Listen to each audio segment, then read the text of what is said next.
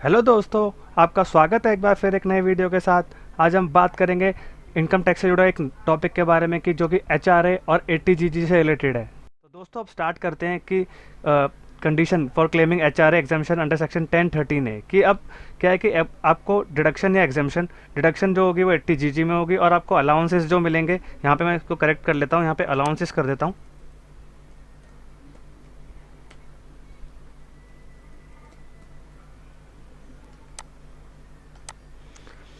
दोस्तों अब स्टार्ट करते हैं कि condition for claiming HRA exemption under section 1013A कि who can claim the deduction. कि पहले तो हम डिसाइड करेंगे कौन डिडक्शन क्लेम करेगा और कौन अलाउंसेस क्लेम करेगा।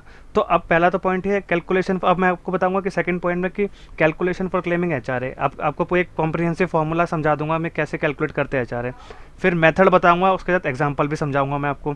चौथा पॉइंट होगा कि एचआरए और एटीजीजी को same both at the time ले सकते हैं कि नहीं ले सकते। फिर फिफ्थ पॉइंट में मैं आपको बताऊंगा कि एचआरए और होम लोन को भी एक साथ ले सकते हैं कि नहीं ले सकते। तो अब हम स्टार्ट करते हैं। यहाँ पे मैं एक फार्मूला खोल देता हूँ आपके लिए कि एचआरए जो होगा ना वो सिर्फ आपको सैलरी एम्प्लॉय को ही मिलेगा। एचआरए जो होगा वो सैलरी एम्प्लॉय को ही मिलेगा आपको। तो फिर यहाँ पे और जो एटीजीजी होगा वो तब मिलेगा जो एचआरए जिसको क्लेम नहीं मिलेगा। ठीक है, एचआरए का एग्जाम्शन नहीं मिलेगा उसको, एट्टी जी में डिडक्शन मिलेगी। तो अब यहाँ पे मैं आपको फॉर्मूला समझा देता हूँ कि the entire HRA received is not always fully exempted from tax. Least of the following three will be taken to exempt the tax. अब यहाँ पे कह रहा है कि अब लीस्ट कौन कौन सा होगा? HRA receive from the employer, actual rent paid minus 10% of salary, ठीक है, और 50% of basic salary for those who live in metro cities like Delhi, Chennai, Kolkata, Mumbai, और 40% of basic salary for those living in non metro cities. अब basic salary में क्या आएगा? Basic पे, DA और कमीशन। ये तो एक फॉर्मूला था मैंने जो आपको बताया कि अब ऐसे कैलकुलेट होगा। अब हम आगे नेक्स्ट पार्ट में बात करेंगे एग्जाम्पल से, मैं आपको एग्जाम्पल से समझाऊंगा। यहाँ पे हम लोग एग्जाम्पल से स्टार्ट करते हैं। एग्जाम्पल मैं आपके लिए पढ़ लेता हूँ। Mister A lives in rented house, works as a salaried employee in Delhi and he pays a monthly rent of 12,000 rupees and receive a monthly HRA of 15,000 rupees. Now let us understand how much tax deduction he can claim on the basis of allowances. A following table shows that the salary structure of Mr. A. अब यहाँ पे salary structure आ रहा है कि basic है, HR है, convince है, medical allowances है, स्पेशल अलाउंसेस है, टोटल आके 44,550 रुपीज़ की इसको सैलरी मिल रही है।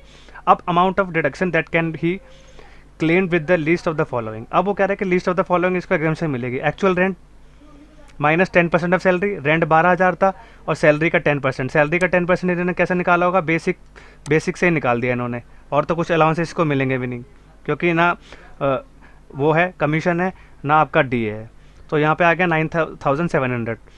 एक्चुअली रेंट कितना मिला था इसको? रेंट मिला था 15,000 रुपीज़ और 50% ऑफ बेसिक पे जो है यानी कि आपका 20,000 का 50%। तो अब इसमें से तीनों में से एग्जाम्पशन क्या मिलेगी? तीनों में से मैंने आपको लिस्ट में कॉम्प्रिहेंसिव बताया था कि जो भी कम होगा इसमें से यानी कि 9700 होगा, वो 9700 की इसको एग्जाम्पशन मिल जाएगी। तो यही था एक एग्जाम्पल। पहले मैंने आपको बहुत सारे वो बताए, सेकंड में मैंने आपको कैलकुलेशन बताई, और थर्ड में मैंने आपको वो बता दिया कि एग्जाम्पल के थ्रू कि कैसे कैलकुलेट करना है। अब चौथे में मैं आपको बताऊंगा, जो मैंने चौथा पॉइंट था, चौथे पॉइंट में क्या था कि कैन एचआरए एंड सेक्शन, चौथे पॉइंट में क्या था कि can HRA and section 80 can be claimed both at the same time. अब वो बता रहा है कि पूछ रहा है कि भाई अब दोनों, अब HRA is for salaried employees. पहले तो मैंने सवाल का जवाब दे दिया कि भाई एचआरए जो है वो सैलरीड एम्प्लॉय का है। एटीजीजी जो है वो फॉर दोज है वो डू नॉट गेट एचआरए, मैं ये भी क्लियर कर दिया।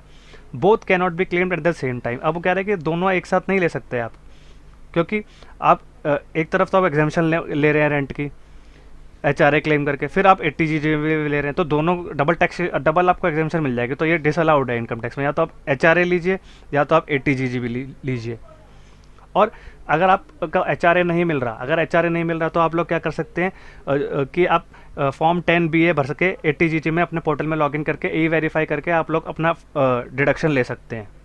तो ये था। और अब पांचवा पॉइंट था कि can HRA and section 80 section बोल रहा हूँ कि इंटरेस्ट ऑन बोरोड कैपिटल ले सकते हैं नहीं ले सकते हैं। अब ये दोनों चीज़ें एक साथ ले सकते हैं। इसमें कॉन्ट्रडिक्शन भी हो सकता है कि सपोज करिए आप दिल्ली में रहते हैं, मैं नोएडा में रहता हूँ, तो मेरी फैमिली दिल्ली में रहती है घर में, और मैंने उसके लिए लोन लिया हुआ है, और मैं रहता हूँ नोएडा में, मेरा नोएडा में ऑफिस है, और तो वहाँ से मैं रेंट पे रहता हूँ। तो मैं क्या करूँगा कि यहाँ से तो मैं उसको हाउसिंग लोन ले लूँगा, हाउसिंग लोन ले रखा है मैंने, तो और हाउसिंग लोन लेने के लिए मेरे को प्रिंसिपल और इंटरेस्ट की डिडक्शन मिलेगी। प्रिंसिपल की मिलेगी मुझे 80C में, और इंटरेस्ट की मिलेगी मुझे हाउस प्रॉपर्टी के इंटरेस्ट पोर्शन में, इंटरेस्ट ऑन बोरोड कैपिटल में।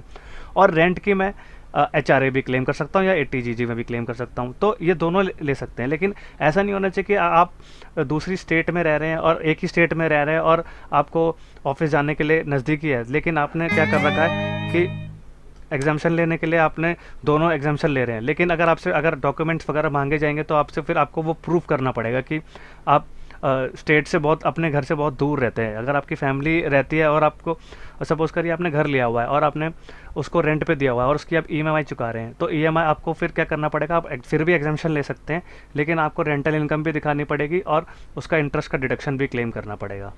तो गाइज़ यही था कॉम्प्रिहेंसिव HRA का, मैंने आपको बहुत आसान तरीके से समझा दिया है। और गाइज़ इस वीडियो में कुछ भी अच्छा लगे तो मेरे चैनल को लाइक, सब्सक्राइब और शेयर करिए, और बेल आइकन भी प्रेस कर दीजिए, जिससे कि मैं आपके लिए ऐसे ही इन्फॉर्मेटिव वीडियोज़ लाता रहूँ और आपको सिखाता रहूँ कि क्या सही प्रोविज़न है और क्या आपको कौन से अलाउंसेस लेने हैं और क्या आपको डिडक्शन क्लेम करनी है। Thank you very much.